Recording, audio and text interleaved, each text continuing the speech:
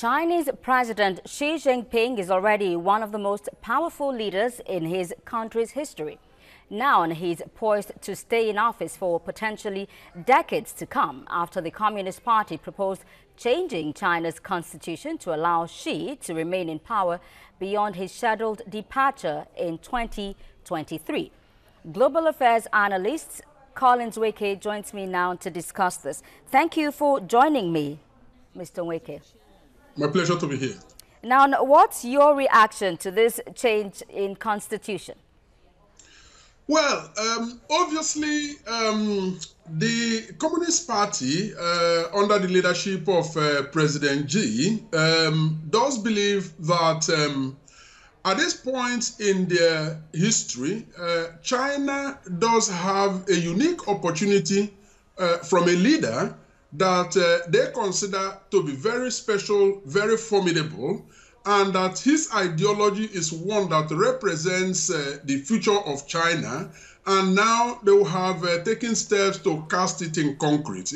Casting it in concrete in terms of removing every and any obstacle that would have made it possible for his leadership to be challenged. Now, does this say that he is going to be president for life? Not essentially, no. At any point when they believe that his time is up, he could go. But, on the face of it, as it is today, China has just taken a step to, ingrain in the political structure the leadership of President Xi. All right, you just said that he may not be a life president, but does he have the wherewithal to stay in power till 2023? Well, there are signs that under his leadership, China has been able to, take advantage of the vacuum that has been created in other parts of the world. Take, for example, the United States of America, with their withdrawal out of the international stage in terms of, being the global leader and instituting the doctrine of America First, which means that their involvement in other countries, has been played down. China, is moving in decisively to fill in those vacuums. Now, you also know that even way before President Trump came to power, China has increasingly maintained a very strong presence in Africa. And this presence is actually driven by two major factors. Factor number one is the fact that Africa lacks infrastructure, and China appears to be in a position to offer, some succor in that area. And on the other hand, and that is the Chinese hand, China needs, energy, which is in abundant supply in Africa. So one could speak of a mutually beneficial relationship between Africa and China.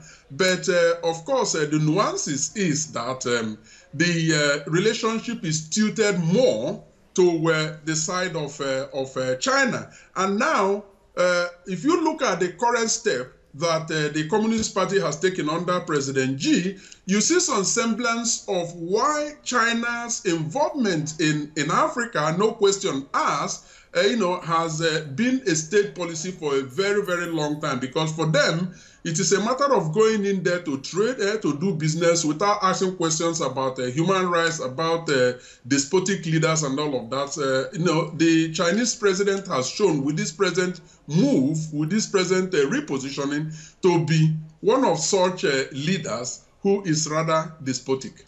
All right, Mr. Nweke, what does this endorsement, how does it influence international diplomacy?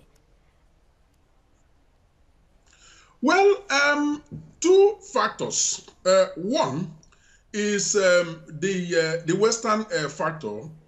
You will imagine that at this particular point in world trade, China has not always been taken as a very friendly nation in terms of its trade rules, the way they are perceived to be manipulative in their trade dealings with the rest of the Western world. Now, the hope was that at some point, President Xi would, step out of the scene and, someone else could come in. Well, that is now appearing to be a wishful dream, because that is not going to happen. So the world is set to see more of the Cold War. That's on the Western side. Now, coming to the African side, the Sino-Africa relationship, you will see that with President Xi, who definitely moves into Africa driven essentially by just trade and has no business, looking at human rights records and so on and so forth, you see, that will now give a free ride to despotic African leaders, because they see in China, specifically President Xi, as a willing partner who will go ahead, do business with them without necessarily, asking questions about human rights and all other values. So it's a mixed bag, really. Do you think he got this endorsement and accolade from the economic developments in China, if any? Well, there are signs that since coming to power and increasingly, President Xi of China has actually been very good at identifying what the national interest of China is, okay, and has very vigorously pursued it.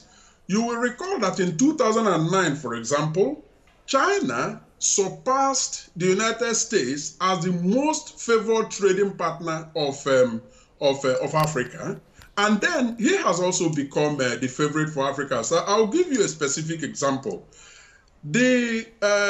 After the civil war in Angola, the government of Angola was seeking funds to rebuild their country from the International Monetary Fund, the IMF. Now, in the course of the negotiations, the IMF actually put some conditionalities on the ground, which the Angolan government was struggling with. Negotiations continued, but then all of a sudden, China stepped in and gave them a better alternative that actually landed them $2 billion loan. So that is more transactional. And you see, out of that, the Angolan government stepped away from the negotiations with IMF and went ahead with China. Now, one condition that China gave them in the course of that negotiation is that 70% of future substantial construction contracts in Angola should be given to Chinese business. Nweke, I'm afraid we're going to have to leave it here now. We seem to be running out of time. Global Affairs Analyst Nweke, thank you for joining me on The World Now. My pleasure. Thank you for having me.